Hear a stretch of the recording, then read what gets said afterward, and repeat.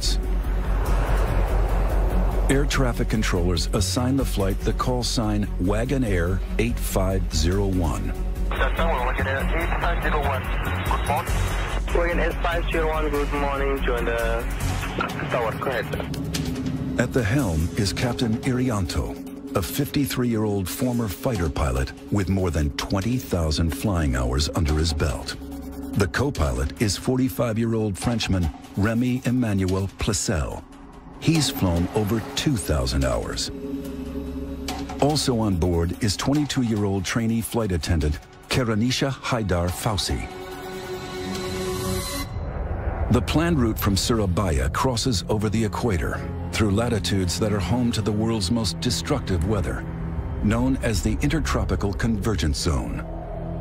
It's the hottest place on the planet, I think, is the sea surface temperatures in the Intertropical Convergence Zone. That means there's lots of moisture going into the atmosphere from the ocean. Water vapor is the fuel for tropical storms. It's where the energy comes from. Although it's warm air that creates storms here, when it reaches high altitude, temperatures within the clouds drop dramatically to as low as -112 degrees Fahrenheit, as cold as winter in Antarctica.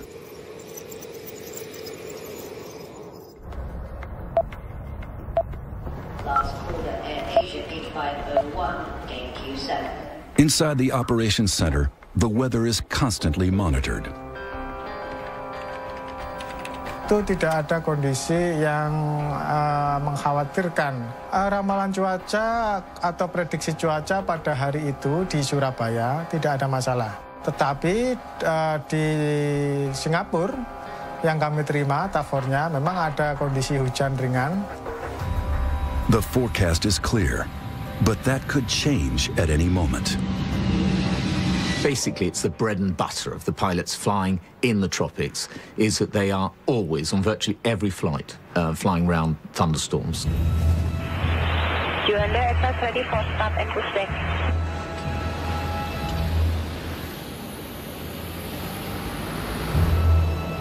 The plane is an Airbus A320, one of the most technologically advanced in the skies, and the world's best-selling single-aisle airliner. Again, S501, clear to Singapore, Mike 635, level 240 initial. This plane has flown 13,500 times, covering more than 23,000 flight hours. Again, S501, clear to take off.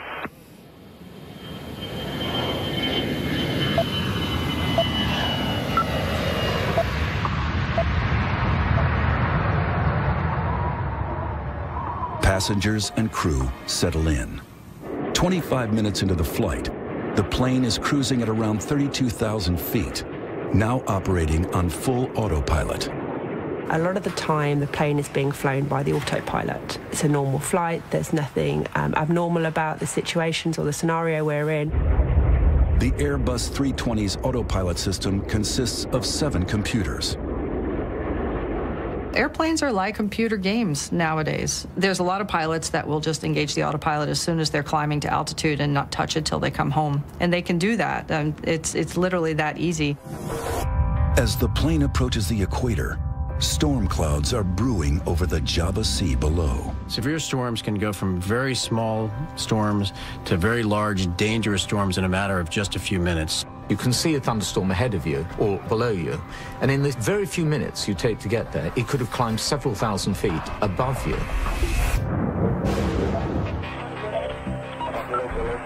Air traffic controllers receive Flight 8501's final radio transmission. The plane requests permission to take a left turn and climb. Air traffic control will know where other aircraft are, and they either allow you to do the turn or they don't. Sometimes they may delay your turn until another aircraft has passed. Several nearby aircraft have already changed course to avoid flying into the heart of the storm. Some of them will deviate to the left, there are some deviate to the right, some flying higher.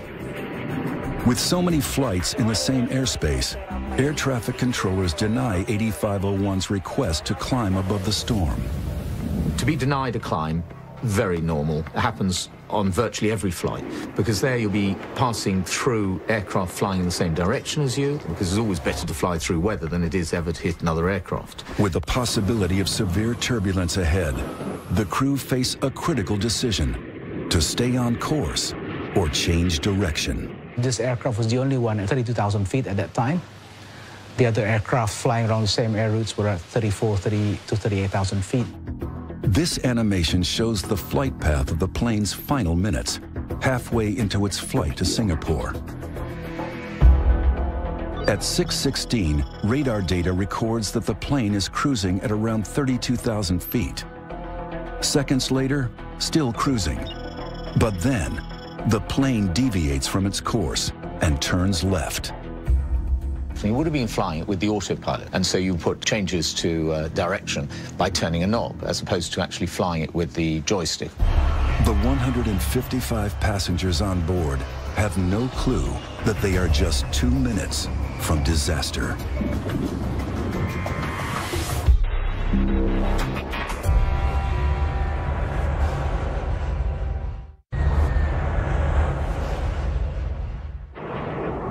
December 28th, 2014. An AirAsia flight to Singapore is flying into a thunderstorm. Modern airliners are designed to withstand the turbulence produced by severe weather, but a thunderstorm is not a place any pilot wants to be. Fear. Definitely fear. There are no pilots who fly through a thunderstorm who don't experience fear. But you overcome that because you have a job to do. The guidance was you're going to encounter some thunderstorms. They didn't know how severe they would be. They didn't know precisely where they were going to be. So you don't know until you get into it. And then when you get into it, sometimes it's too late. A massive thunderstorm is the ultimate hazard for the crew of an airliner. In the last 50 years, bad weather has been a factor in over half of fatal commercial air accidents. I mean, there's so much energy that's being released in a storm like that. It's just chaotic. It's dangerous. It's turbulent. And there's an added force of nature to contend with: total lightning. Total lightning is both the cloud-to-ground lightning that we're all accustomed to seeing when it hits the ground, but in severe storms, there is 10 times as much lightning that is up in the cloud. At 6:16, radar data records that the plane is cruising around 32,000 feet. But then the plane turns left, and for reasons as yet unknown, it climbs steeply.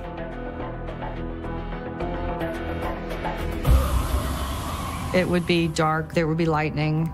The rain would be very noisy on the airplane, you would hear it. The aircraft can shake, the instruments can become blurred as your head is shaking, the eyeballs literally shaking your head. The responsibility is awesome. You've got the lives of many people on board. You don't actually focus on that when you're flying. And, you know, that's the honest truth. What you're thinking about is your own safety of flying the aircraft as it's supposed to be. And if you look after yourself, you're going to be looking after everybody else on that aircraft. And it's not just the pilots that are pushed to the limit. When a plane enters severe weather, it will be exposed to forces all around the aircraft, which are pushing it in a particular direction. And that can be torsional twisting and unloading and loading stresses on the airframe.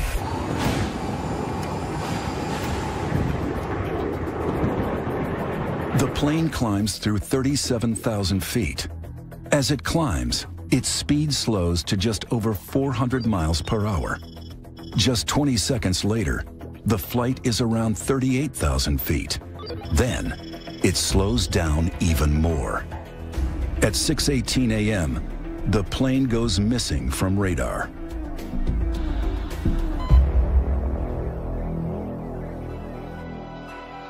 Within an hour, air traffic control announces that they have lost track of the aircraft. Distraught families are desperate for answers. Airport manager Trikora Harjo prepares for the worst. Demikian juga segala sesuatunya yang berkaitan dengan krisis center, dari mulai sarana komunikasi, kemudian papan pengumuman atau papan informasi kami siapkan, dan Juga kami menyiapkan informasi-informasi yang tentunya nantinya akan dibutuhkan apabila memang terjadi benar adanya atau lost contact. Then, the news is made public. 162 people are feared dead after an AirAsia flight goes missing. Within 3 hours, a massive international search effort is launched, led by the Indonesian military. Also in support are Australian, American, Russian, Singaporean, and Chinese search teams. With 30 ships, 3 warships, and more than 20 aircraft equipped with visual, radar, and sonar surveillance, covering a search area of 60,000 square miles of the Java Sea. This disappearance immediately brings back memories of an infamous unsolved mystery from the same region 9 months earlier. On March 7, 2014, Malaysian Airlines flight MH370 was en route from Kuala Lumpur to Beijing with 239 people on board. An hour into the scheduled flight, it disappeared from radar screens. The search effort was the biggest ever launched, but it failed to find the missing plane. What happened remains unknown. For 3 days, the world wondered if this would be another never-ending mystery. Could it be terrorism or a rogue pilot? But then, wreckage is discovered. All the evidence points to the plane having crashed into the sea. Everyone on board is dead. One of the first bodies to be recovered is the trainee flight attendant, Karunisha Haidar Fausi. Her funeral becomes a focus of national mourning.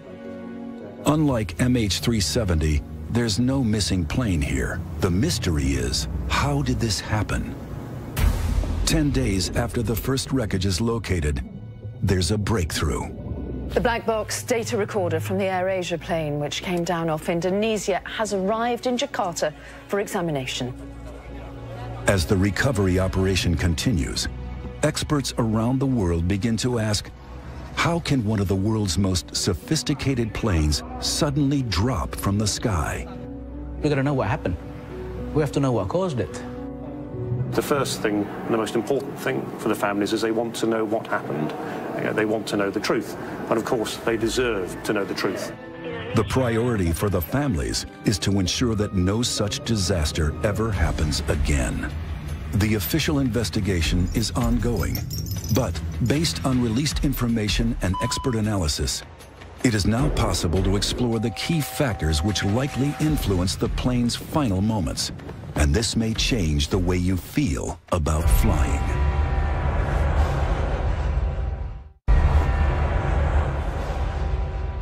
Though the researchers have the flight's black box, it only tells part of the story. Investigators dig into the data to tease out the accident's origin. We understand that there are 3 conditions that can cause the accident. First, the instrument, maybe the airplane itself, human error, and the last thing is the weather situation. The first question is, what caused the plane to climb so fast? After cruising at around 32,000 feet, the plane turns left and climbs steeply. Just 40 seconds later, the plane is over 37,000 feet. 38,000 feet. That's a climb of nearly 6,000 feet in less than a minute. 3 times faster than normal and outside the parameters set by the autopilot. So was the plane out of control, or was it direct pilot action? 6,000 feet per minute is a pretty hefty climb at altitude, no less, when the performance isn't as good. It's possible that they pulled the nose up and traded speed for altitude. That is possibly what happened, that the aircraft was climbed too steeply. But there could be another reason. It's possible that they got into an updraft and they were carried up by a bubble of air, basically. It's very turbulent and very chaotic and very dangerous. And what goes up has to come down. So you have a massive updraft, and then you get a massive downdraft. And that's just a terrible scenario for a plane and a pilot. You don't want to go into that. Experts have a good idea what happened after the plane got above 38,000 feet. The AirAsia flight must have stalled. Most people understand a stall as they would when they're driving a car, and that would be the engine stopping. That's not the case with aircraft. An aircraft stalling means that the airflow has actually broken away from the wing, and the aircraft no longer flies at this point. It is literally falling like a dead weight in the sky. The engine is still running, but the plane is falling. To see how this affects aircraft in flight, test pilot Dr. Guy Grattan is examining the profile of a wing in a wind tunnel. In the wind tunnel, you can see the flow demonstrated by these lines of smoke. At level flying, the airflow is steady around the wing. But then, as the angle of attack changes, just as it would in a climb, this happens. You reach a point where the flow starts to separate, starting at the rear top surface, and then it breaks up completely. This is known as the stall. Guy is going to put his skills to the test by pushing this plane to its limits and stalling it. Aerodynamically, the stall happens when the flow has broken up on the upper surface of the wing and it ceases to lift efficiently, and that causes the aeroplane to fully or partially lose control. This light aircraft is a Grumman AA-5, but the aerodynamic principles are the same for any plane, including the AirAsia flight. If the aeroplane stalls, a good pilot should be immediately reducing the angle of attack and increasing the power to recover. If they don't do that, what's likely to happen is an increased rate of descent, and either the aeroplane will remain in the stall until it hits the ground, or the aeroplane can enter a spin. For an unprepared pilot, the effects of a stall can be catastrophic. During takeoff in Afghanistan, after its cargo shifted to the back of the hold, this freight plane stalled.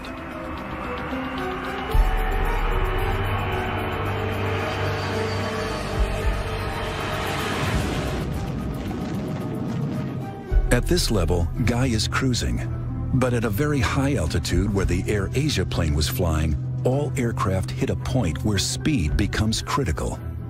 It's an area known by pilots as Coffin Corner. Coffin Corner exists at a high altitude, and to fly at those conditions is really very difficult because you've got to manage the speed of the aeroplane very, very accurately. Every plane has a maximum and minimum speed. The complicating factor is the higher the altitude, the smaller the margin of error between going too slow and going too fast. If you go high enough, what you do is reach a point where the stall speed and the maximum speed are very close together, and we refer to the aeroplane as being in Coffin Corner because if you go any faster, then you'll lose control or break the aircraft, and if you go any slower, you'll lose control of the aircraft. So it's a very vulnerable place to be. Whether or not you're high up in a Coffin Corner or at low altitudes, a stall possesses a unique challenge for a pilot. I'm just going to reduce the power, and then I'm going to hold the nose up. The effect of that is going to be that the speed's going to bleed off. Anything below 60 knots risks a stall. Okay, just closing the throttle now. You can see the speed is bleeding off now.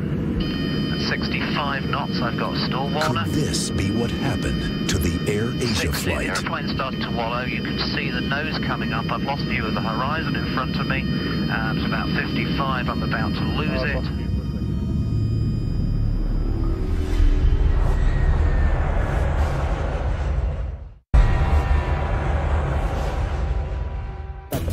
In the weeks after the AirAsia flight crashed into the sea, one thing emerged as a crucial factor. stalling. Okay, just closing the throttle now. Guy Grattan is investigating what a stall means for pilots, and that means losing control of his plane. 5 knots, I've got a stall warner. The aircraft drops 200 feet. The aeroplane has stalled, you see it pitch nose down, and I'm recovering the aeroplane from the stall. To regain control, Guy dips the nose to gain airspeed, then levels out. A very dramatic stall, if you're not expecting it, can be quite frightening. Might even lift off my seat and hit my head on the ceiling in the cockpit. All commercial airliners are put through stall tests. But is this what happened to the AirAsia flight as it climbed too steeply? And if so, how did the plane get to this dangerous point? Pilots are trained to recognize the stall. In fact, first thing pilots are trained to recognize is the approaching stall.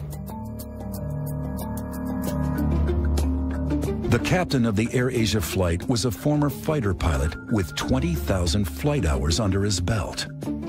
Up above 30,000 feet, there is plenty of height to recover an aeroplane from a stall. So even if the aeroplane was stalled, that in itself doesn't explain the loss of the aeroplane. So the critical question is, what other factors might have been at play? And to fully investigate that, we need to look inside the cockpit. Seasoned pilot Captain John Mahan is flying an Airbus A320 flight simulator, an exact replica of the lost plane. The reason why we try to simulate what happened in an accident or incident is for learning and whether we can take that information forward to stop it happening again. And also finding out weaknesses in the system that can lead us into difficult areas. Every reading we see, every indicator we see, will be exactly what the AirAsia pilots would have seen. For all pilots, accurate instrument displays are vital. All aircraft are designed in such a way that they give you information, and it's our job and our profession to identify that information and prioritize.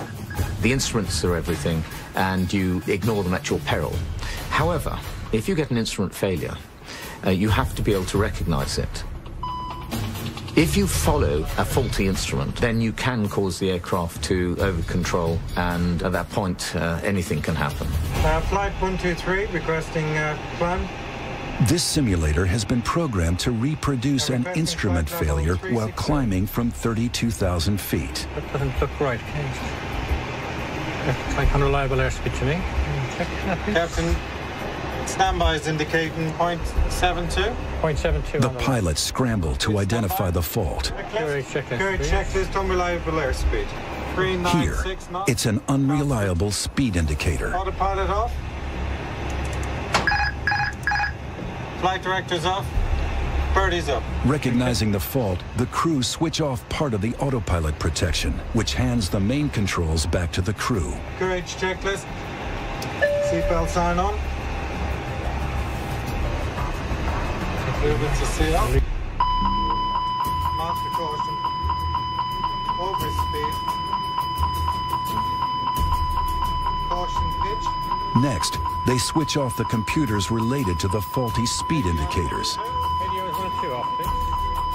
Seconds later, this happens. A stall warning is an indication that you are getting into an environment where you're about to lose your lift on your wing. In an attempt to recover from a possible stall, John puts the nose down to gather speed and drops 5,000 feet, then levels out. Wings, maintain wings level. Speed 370. In this case, John recovers the plane successfully. Maintaining 30,000 feet.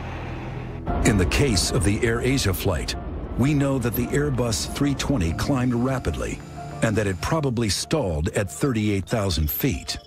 We also know that faulty instruments contributed to another tragic Airbus disaster and another stall 5 years earlier. On June 1st, 2009, Air France Flight 447 was en route from Rio to Paris with 237 passengers and crew on board. At 2:10 a.m., the Airbus 330 went missing from radar. Un accident tragique. It was 2 years before the flight's black box recorder was found and finally revealed its secrets. Colleen Keller is an air traffic investigator who worked on the search for Air France 447. The similarities with the Air Asia crash are striking. It ran into bad weather right around the tropical conversion zone, right at the equator. The initial malfunction was caused by the computer shutting down. On the side of the plane are metal cylinders that measure airspeed. They are called pitot tubes. The investigators discovered that the tubes had frozen over, causing the instrument readings to go haywire. The computer literally said, "I can't function, I'm confused," and it shut down. After the computer shut down, the pilots were forced to hand fly the airplane in a very difficult area, which is very high altitude. These are some of the actual words spoken by the pilots as recorded by the cockpit voice recorder. Qu'est-ce que vous voulez? T'as le contrôle de l'avion là? They had the throttles back and they had the nose up, so both those combined to make it start to go very slow. They pulled the power back because they thought they were going too fast, and that put the airplane in a stall on a steep descent, like kind of a floating down descent. Unknown to the Air France passengers, the plane had dropped 10,000 feet per minute. Probably most people were sleeping or trying to sleep. There was a lot of turbulence. The lights were dimmed, and it would have felt like that the whole way down. I don't think people realized what was going on. In the cockpit, faced with unreliable instruments, the crew didn't realize that the plane was in a stall. If they had, the pilots could have recovered control. Instead, they continued to drop towards the sea. Putain, va taper. C'est pas vrai.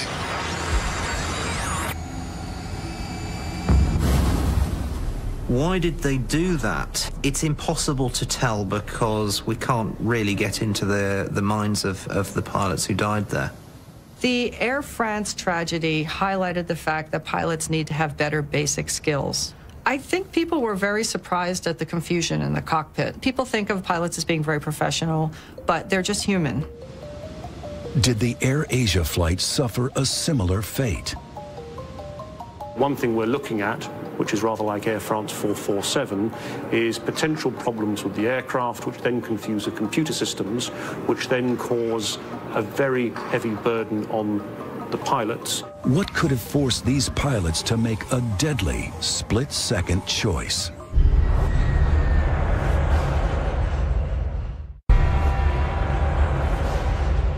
Flight 8501's tragic final moments may have come down to something seemingly innocuous: ice. Icing is a very big concern for all aeroplanes. Icing can change the aerodynamics of the plane, but as we learned from Air France, it can also affect key systems. There may well be an issue here about freezing of sensors. Satellite weather data from the day of the Air Asia crash reveals incredible freezing temperatures in the clouds. At the top of the storm, it's nearly as cold as the coldest day in Antarctica, as low as -112 degrees Fahrenheit.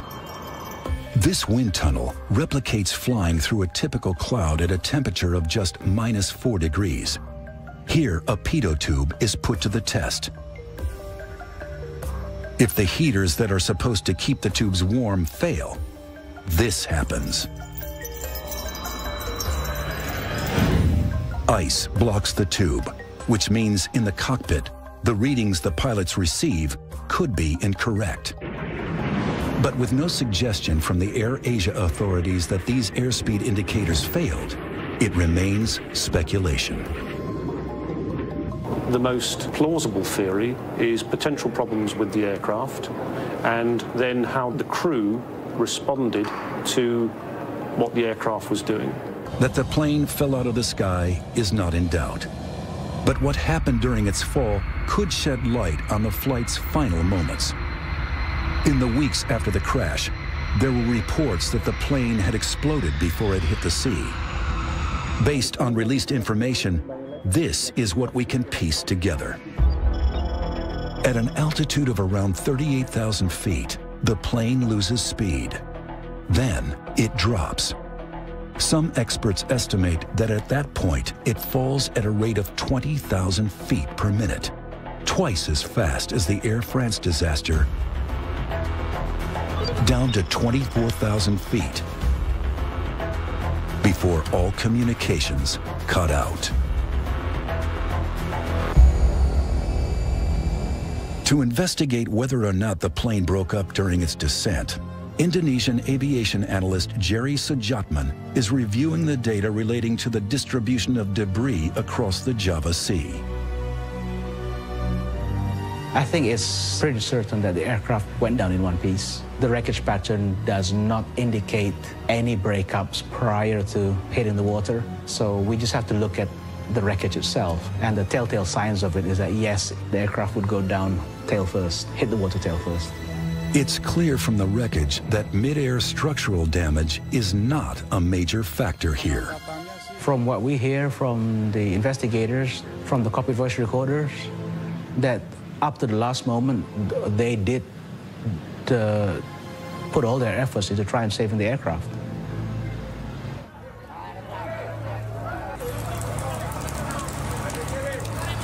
The official investigation is ongoing. But one thing most experts agree on is that severe weather was a factor in both the Air France and Air Asia crashes. In the last 50 years, weather has contributed to over half of all fatal commercial airliner accidents. But there's one type of turbulence that doesn't occur in stormy skies, and it could affect all of us. Anyone who's been on a plane at cruising levels, flying through clear blue skies, you'll know that it's possible suddenly to hit turbulence that the pilot couldn't see coming, so it literally comes out of the blue. It's called clear air turbulence. At the moment, there's no onboard electronics that can see it. The pilot can't see it. It really is invisible. Inside pockets of air, wind direction changes suddenly and severely. It's been known to cause structural damage to planes and has caused injury and death. The shocking truth is that an Air Asia type event could happen anywhere in the world today. There's still not the technology in place for controllers and pilots to make sure that they don't fly into severe weather. Here at the University of Tokyo, Professor Suzuki is looking to change that. I believe the air travel becomes safer and safer. However, we have to establish a new technology to overcome the weather conditions. Clear air turbulence is invisible, so it's very difficult for an aircraft. It can change the acceleration of the aircraft and attitude. Suddenly, it's very dangerous. This device is designed to detect it. Behind this lens is a shortwave ultraviolet laser. It's a technology called LiDAR. It detects clear air turbulence by spotting currents of water molecules. This is our LiDAR systems. It's prototype one. And this is an optical antenna. And this antenna can receive the reflection from a laser beam. In flight tests, this LiDAR system detects the range of moving water molecules in the air at a distance of up to 18 miles. The aim is to develop a more streamlined onboard turbulence early warning system within years. So there is a possible future there for us in which we could see fleets of airlines fitted with this technology, making encounters with severe turbulence a thing of the past. There's one more advance being rolled out that is set to revolutionize our skies. And it might help prevent an Air Asia type crash in the future by tracking planes in real time.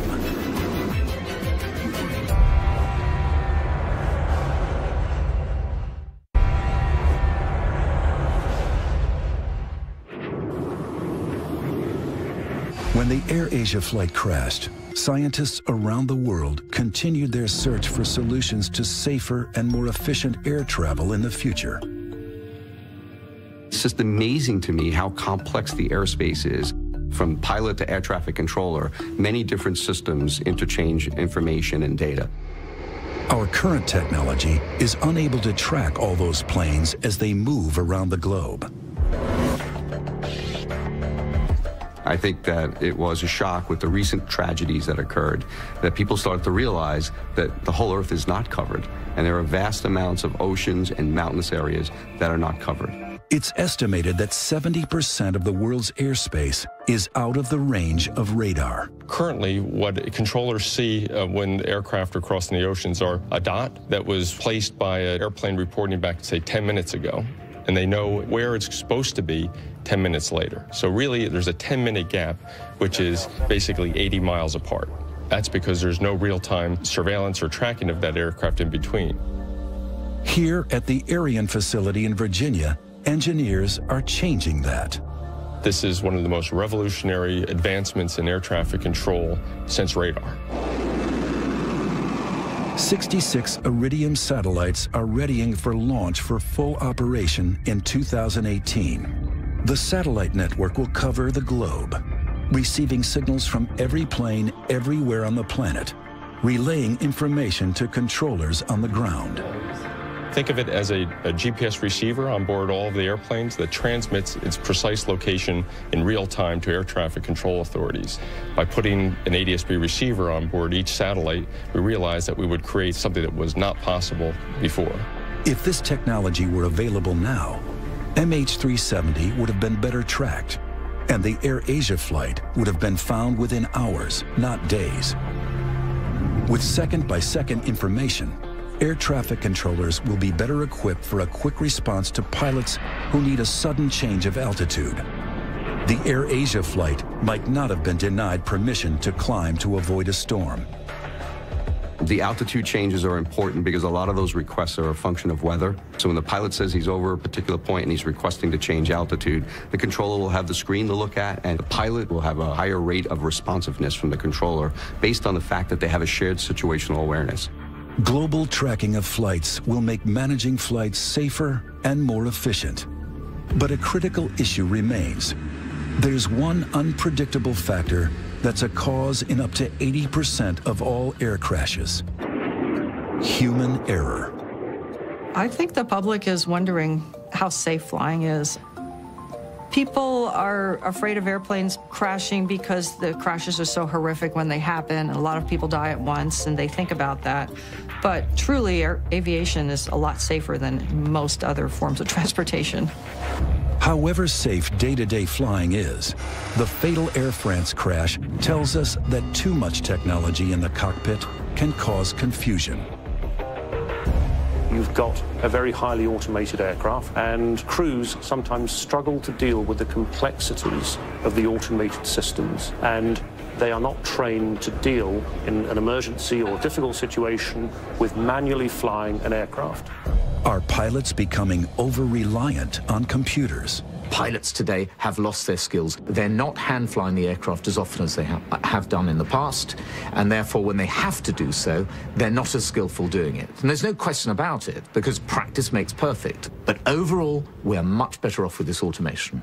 The answer seems simple: more training and more experience at the helm. Everybody knows that pilots should probably be flying manually more than they are doing. Technological advances are seeking to keep up with ever-increasing demands for travel and making flights better.